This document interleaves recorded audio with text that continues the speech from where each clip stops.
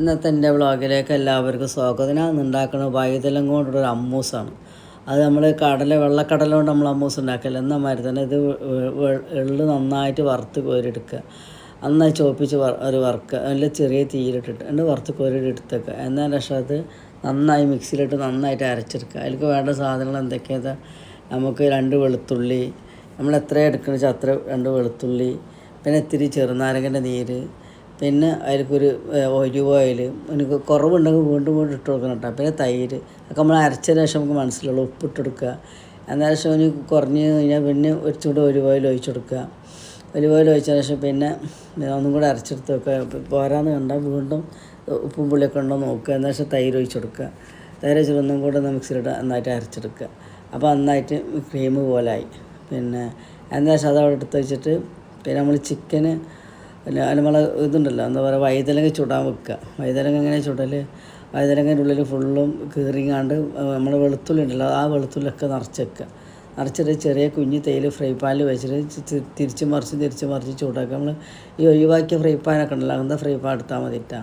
അന്നേരം പക്ഷേ ഇത് നന്നായിട്ട് ഉപ്പിട്ട് കൊടുക്കുക. നന്നായിട്ട് ഉടച്ചു കൊടുക്കുക. നന്നായിട്ട് ഇത് പായസം പോലെ ഉടച്ചിട്ട് പിന്നെ നമ്മൾ ഉണ്ടാക്കി വെച്ചാൽ എള്ളിൻ്റെ ഇതുണ്ടല്ലോ, അത് ഇതിലേക്ക് ഇട്ട് കൊടുക്കുക. നല്ല ടേസ്റ്റാണ്. അതിൽ ഉപ്പ് കുറവുണ്ട്, ഉപ്പിട്ട് കൊടുക്കുക. എന്നാൽ നമ്മൾ എല്ലില്ലാത്ത ചിക്കൻ അടുത്ത കുട്ടികൾക്ക് കുട്ടികൾക്ക് എല്ലാം ഇഷ്ടമാണ്. അപ്പോൾ അത് ഒന്ന് മസാലയൊക്കെ നമുക്ക് 1/4 സ്പൂൺ മഞ്ഞൾപ്പൊടി, 1/2 spoon Kashmiri chilli powder, 1/4 spoon ഇഞ്ചി വെളുത്തുള്ളി പേസ്റ്റ്, ഒരു മുട്ട, ആവശ്യത്തിനുള്ള ഉപ്പ്, സോയാ സോസ്, പിന്നെ ഇത്തിരി തൈരിട്ട് ഒഴിച്ചെടുക്കണം. ഞാൻ അതിൽ കാണൽ മറന്നുപോയി. പിന്നെ ഇത് പെരിഞ്ജീരകത്തിൻ്റെ പൊടി, കുരുമുളക് പൊടി, ഇതൊക്കെ ഇട്ട് നന്നായി മസാല ചേച്ച് ചിക്കൻ എടുത്ത് വെക്കുക. എന്നാൽ ശേഷം ഒരു കഷ്ണം ബട്ടർ കൊടുക്കുക.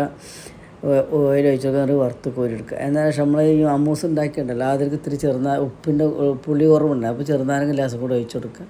എന്നാൽ ശേഷം നമ്മൾ ഉണ്ടാക്കിയിട്ട് അതുണ്ടല്ലോ എല്ലാം കൂടെ ഒന്ന് കുഴച്ചെടുത്തിട്ട് പിന്നെ അതിലേക്ക് ഒലിവ് ഓയിൽ ഒഴിച്ചു. അടിപൊളി ടേസ്റ്റ്. ഈ രീതിയിലൊന്ന് ഉണ്ടാക്കി നോക്കി. നിങ്ങൾക്ക് ഇഷ്ടപ്പെടുകയാണ് സബ്സ്ക്രൈബ് ചെയ്യണം, ലൈക്ക് ചെയ്യണം, മറക്കരുത്.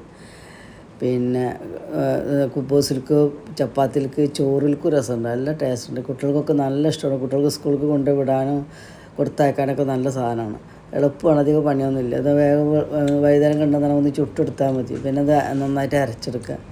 ഈ രീതിയിൽ പിന്നെ ഇതൊക്കെ ചേർത്തിട്ട് അരക്കുക. അടിപൊളി, എല്ലാവർക്കും ഇഷ്ടപ്പെടും. ഇവിടെ അറബികളുടെ ഫുഡാണത്.